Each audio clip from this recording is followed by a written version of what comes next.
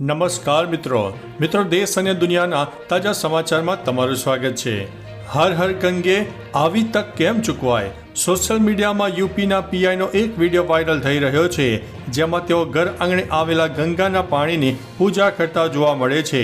માહિતી અનુસાર ગંગાના પૂરનું પાણી ઘર આંગણા સુધી ઘૂસી જતા પીઆઈએ ફૂલ અને દૂધ રેડીને તેના વધામણા કર્યા હતા અને તેમનો ભક્તિભર્યો વિડીયો સોશિયલ મીડિયામાં વાયરલ થયો છે।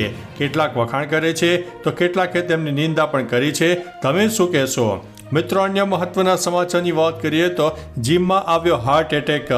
પશ્ચિમ બંગાળમાં બીરભૂમ જિલ્લાના રહેવાસી 22 વર્ષીય ઉભરતા ક્રિકેટર પ્રિયજીત ઘોષનું મૃત્યુ થયું છે। જીમમાં વર્કઆઉટ કરતી વખતે હાર્ટ એટેકથી તેમનું અવસાન થયું છે।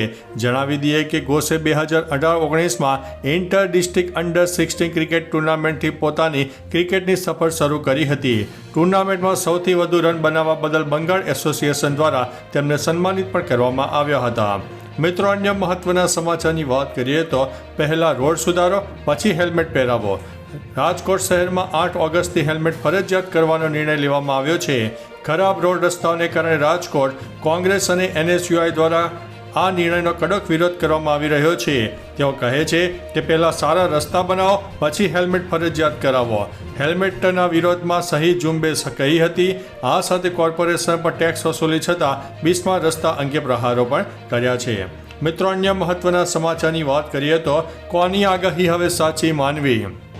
હવામાન શાસ્ત્રી અંબાલાલ પટેલ દ્વારા રાજ્યમાં ભારેથી અતિ ભારે વરસાદની આગાહી કરવામાં આવી છે, જ્યારે હવામાન નિષ્ણાત પરેશ ગોસ્વામીએ તેમનાથી વિરુદ્ધ જણાવ્યું છે।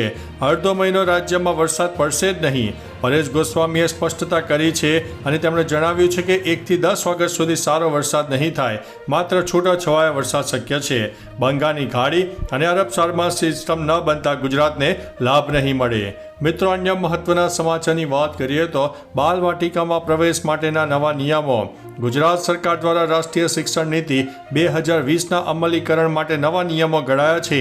નવા નિયમ મુજબ 4 વર્ષથી ઓછી ઉંમર ધરાવનાર બાળકોને જુનિયર કેજી, 4 થી 5 વર્ષના બાળકોને સિનિયર કેજી અને 5 થી 6 વર્ષના બાળકોને બાલવાટિકામાં દાખલ કરી શકાશે। તમામ ખાનગી પૂર્વ પ્રાથમિક શાળાઓ માટે નોંધણી ફરજિયાત રાખવામાં આવી છે। વાલી અને શિક્ષક મંડળની રચના અને ટ્રાઇસ્ટરલ મીટિંગ અનિવાર્ય રહેશે। મિત્રો, અન્ય મહત્વના સમાચારની વાત કરીએ તો પાકિસ્તાનમાં ભૂકંપના આંચકા અનુભવાયા છે। પાકિસ્તાનમાં ભૂકંપના આંચકા અનુભવવાના અહેવાલ મળી રહ્યા છે। મધ્યરાત્રિ પછી પાકિસ્તાનના કેટલાક ભાગોમાં ભૂકંપ આવ્યો હતો। નેશનલ સેન્ટર ફોર સિસ્મોલોજીના જણાવ્યા અનુસાર ભૂકંપની તીવ્રતા રિક્ટર સ્કેલ ઉપર 4.8ની માપવામાં આવી હતી। ભારતીય સમય મુજબ પાકિસ્તાનમાં ભૂકંપ રાત્રે 12:40ની આસપાસ આવ્યો હતો। આ ભૂકંપ 10 કિલોમીટરની ઊંડાઈએ આવ્યો હતો। આ ભૂકંપથી ખૈબર પખ્તુનખ્વા, પંજાબ અને ઇસ્લામાબાદ જેવા વિસ્તારો પ્રભાવિત થયા છે। મિત્રો, અન્ય મહત્વના સમાચારની વાત કરીએ તો આલીપોર નેશનલ હાઈવેના સર્વિસ રોડ ઉપર મસ્ત મોટા ખાડાઓનું સામ્રાજ્ય। નવસારીના ચીખલીના આલીપોર નેશનલ હાઈવે પર ખાડાઓનું સામ્રાજ્ય જોવા મળ્યું છે।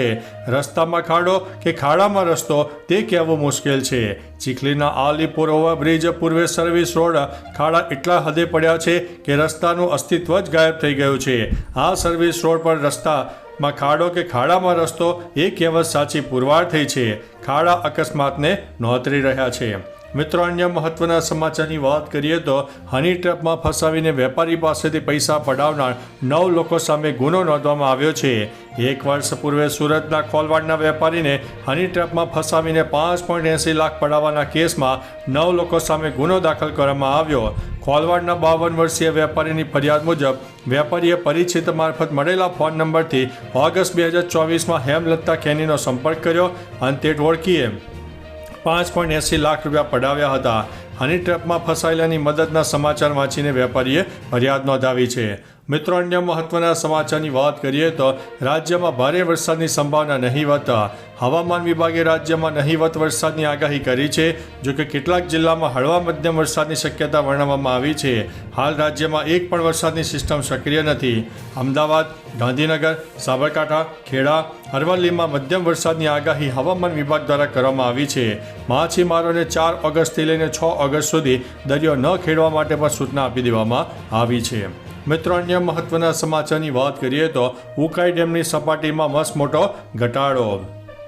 ઉપરવાસમાં વરસાદનું જોર ઘટતા ઉકાઈ ડેમમાં પાણીની આવકમાં ઘટાડો થયો છે. શનિવારે ડેમની જળ સપાટી 330.82 ફૂટ ઉપર પહોંચી હતી, જ્યારે પાણીની આવક અને જાવક 800 ક્યુસેક નોંધાઈ છે. સિંચાઈ માટે કેનાલ મારફત 800 ક્યુસેક પાણી છોડવામાં આવી રહ્યું છે અને સપાટી 330.60 ફૂટ ઉપર પહોંચી છે. હાલ ડેમમાં 5098 MCM પાણીનો સંગ્રહ થયો છે, જે તેની કુલ સંગ્રહ ક્ષમતાના 68.76% માનવામાં આવે છે.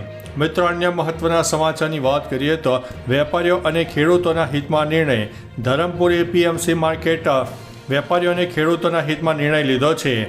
બામટીના સુવિધાયુક્ત APMC માર્કેટમાં 4 ઓગસ્ટ સોમવારના દિનેથી શાકભાજીની જથ્થાબંધ ખરીદી અને વેચાણ તથા APMC માર્કેટમાં આગળના ભાગે છૂટક શાકભાજી ફ્રૂટના વેચાણ માટેના સ્ટોલો લગાવીને વેચાણ અને ડાંગર ખરીદીનો શુભારંભ કરવામાં આવનાર છે. અહીં પાર્કિંગ અને વીજળીની સુવિધા તથા માલ સામાન રાખવા માટે ગોડાઉનની સુવિધા ઉપલબ્ધ કરવામાં આવી છે.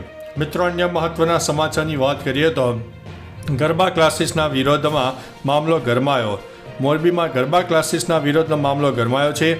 પાટીદાર સમાજે રવાપર ચોકડી ખાતે એક જંગી સભાનું આયોજન કર્યું, જેમાં મોટી સંખ્યામાં મહિલાઓ પણ જોડાઈ. આ સભામાં ગરબા ક્લાસીસમાં ચાલતી ફિલ્મો, ગીતો અને સ્ટેપનો વિરોધ કરવામાં આવ્યો છે. સમાજનું કહેવું છે કે ગરબાના નામે ફેલાઈ રહેલા અસામાજિક દૂષણોને દૂર કરવા માટે આ જનક્રાંતિ સભા યોજાઈ છે.